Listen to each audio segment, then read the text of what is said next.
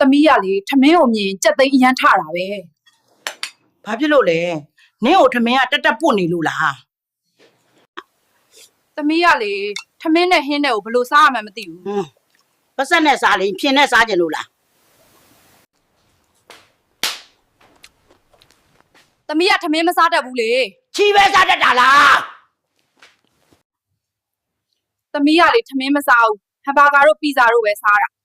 ချီတော့တစားဆင်နေတာပါအေးဒါသမီးကလေထမင်းစားရင်စီးကြိုတက်လို့မစားတာအချိုရည်ကြတစ်နေ့10ဘူးလောက်ကုန်အောင်တောက်နေတဲ့သူကများသမီးရတယ်လေထမင်းစားရင်ဝိတ်တက်လို့မစားတာငါတော့ဝချမ်းပြအဝတ်ပတ်ထားတဲ့ခဏကိုမကြိုက်ပါဘူး